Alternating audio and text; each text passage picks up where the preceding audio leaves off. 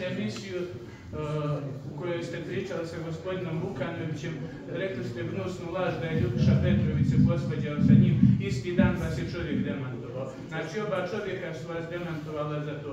Druga stvar, vi se stalno ograđujete od ljudi iz vašeg političkog sistema. Mi vam govorimo Šulić, Jokić, ljudi koji su kupili diplome, koji su na vrhu države, zbog koje mi koji se školujemo na državnim univerzitetima sutra nećemo moći doći do posla. Vi se stalno ograđujete od većine vašeg sistema u cijeloj Republici Srpskoj. Nije Jahori na ostrvo, nisu pale ostrvo. Zašto ste u tom sistemu kad toliko ne valja? Kažete upravu ste za ovo, upravu ste za ono, za toplanu, za mnoge stvari, za puteve, a zašto ne kažete za tolike godine? Zašto podržavate? Eto kažete, otišli ste iz SDS-a zato što valja SNSD. Zašto ga podržavate? Valja vam SNSD, a tolike stvari ne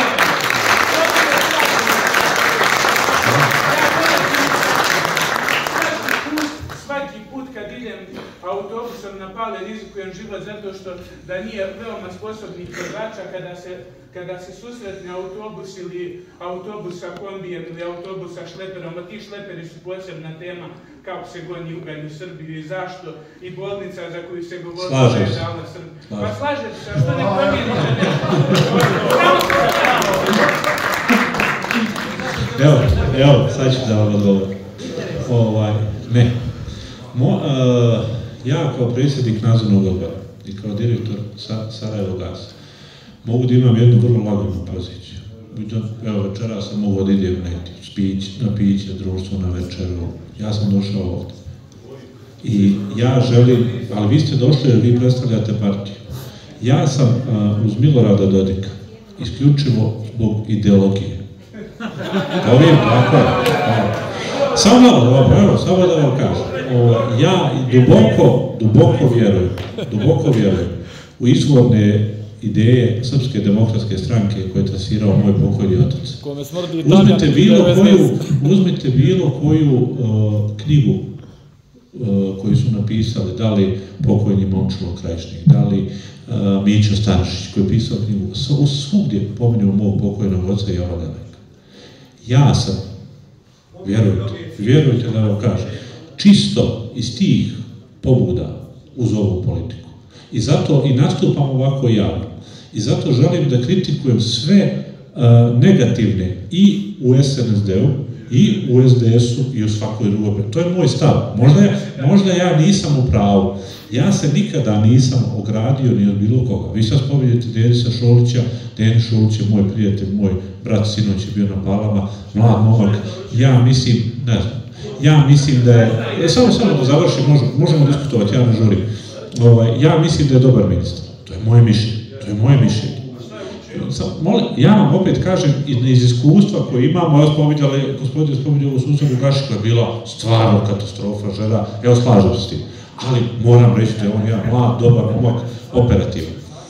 Znači, ja nisam predsjednik vlade, da mogu ja da provjerim neke stvari.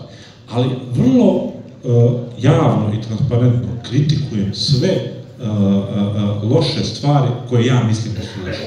I ja mislim da mi treba i tako da razgovaramo. Ne trebamo biti isključivi. Ja mogu vam reći da u Grković rekao barabe, ima 100 baraba i kod nas. Ali ima i na drugoj strani. Ali mislim da moramo naći samo konsenzus oko 5 bitnih stvari. A na Palama je po mene najvažnije da podržimo taj projekat Gondole Palja.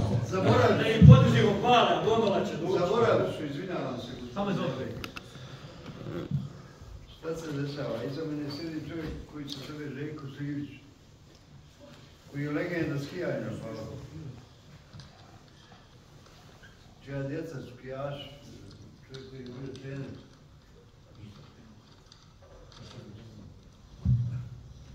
Koji je malo pregovorio pa je ostao nedorečen. Da li je moguće da smo došli do očka? Da ovaj čovjek može da priča i da kaže šta misli, a on misli dobro, sigurno.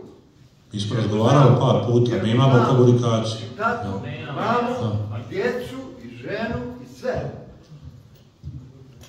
Nisam čuo ženu i djecu, šta? Kažem, poznajem čovjeka. Pa znam ga i ja. Znači čovjek koji je ekspert. čovjek je skijaš i radi u skijaškom klubu. I mi ga uvažavamo kao ekspert. Trener svih olimpijaca. Znam, pa znamo, sve ja vas zaista poznam. Nismo imali razgovor s paketom. Pa evo, ajde da ga imamo sad. Evo, sutra da razgovaramo.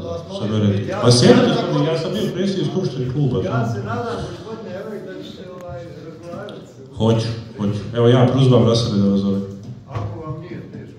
A razgovarali smo već, bio sam u klubu. Hvala ti, ajde, ako imaš pitanje, pošto moramo do 8, ne možemo... Dalje, ima još jedan. Naplatit ćemo, Boško. Ne moramo. Evo ima ovaj čovjek, još da.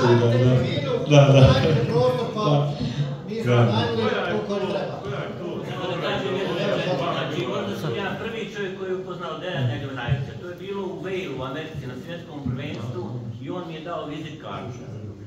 Mislim, toliko o tome. Moja vama dobra ideologija Milorada Dodika.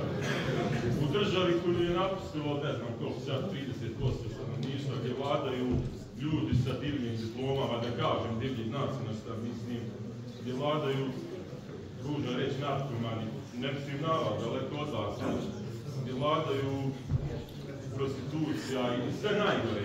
Kako je to po vama dobra ideologija? Tu vi ste se dotakli da volite njegovu ideologiju. I samo mene interesuje kako je dobro... Nije da volim, slijedim.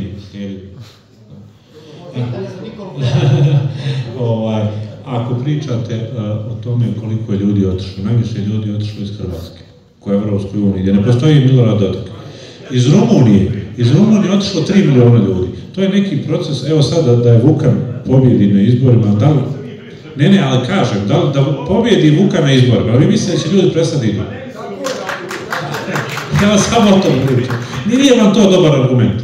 Mi samo mislimo ono što ste vi rekli kad se tek došli za sugovor. Borite se. Ljudi, nije uopšte bitno da li ljudi, Vukan ili neko drugi. Tamo gdje se napravi sretna zemlja, ne postoji savršena sretna zemlja, a gdje postoji red, gdje najbolji ljudi vode sport bez politike, gdje najbolji košarkaši vode košarku bez politike, gdje se najbolji privrednici na čelo stavljaju ministarstva privrede, gdje najbolji ljekari vode ministarstvo zdravlja bolnice, a ne limari, da ne napravim dalje, gdje napravite društvo pravde, u kome obezbijedite svako život dostojan čovjeka, gdje osjeća čovjek sigurnost, pravnu sigurnost, bez desetina neriješenih ubistava, nasilja, u kojoj nemate elitu takozvanu 1% poput vas koji su dobili od države 70 miliona, kažete, pa eto, mega sam 50, dole 24, 70 i ovamo 80 miliona, eto, ja volim ideologiju. Pa vjerovatno svako od nas da je dobio 80 miliona poslova i mi bi volili tu ideologiju. Ali tu nema ideologije, to su interesi. I to je suštinski problem. 1% ljudi u ovoj zemlji koncentrisano je 90% bogatstva. I to ne zahvaljujući svojim sposobnostima. Samo jednoj, ulizivanju Miloradu Dodiku. Komu priđe bliže, komu se više uliže, ko napravi bolju kombinaciju koga. I to je suštinsko pitanje. Mi se borimo protiv ovakve Republike Srpske u kojoj vlada nepravda, anarhija. Može. Koja je po tebi zemlja po kojoj mi moramo suditi? Ja bih volio da se mi ugledamo recimo na Norvešku ili Finsku. Norveška ima zemlja koja je bila jedna od najsiromašnijih prije 100 godina. Danas ima desetine milijardi deponovanih u velikim bankama, multinacionalnim kompanijama kao garancija. U toj zemlji svaki čovjek ima priliku da radi, da mijenja posao. Kad ode kod ljekara zna da je siguran. Ne treba mu korupcija, bilo kakav red. Može da živi životom dostojnim čovjek. Kad snijeg padne 5 kamiona na putu, sve redom čisti. Ne postoji savršena zemlja. Ne postoji društvo bez korupcije. Ali možemo stremiti prema tome. Evo, ja molim sve ove ljudi. Mogu li ja? Izgooglajte. U Norveškoj i Finskoj 1% ljudi drži svo bogatstvo. Ljudi, to je kapitalizam.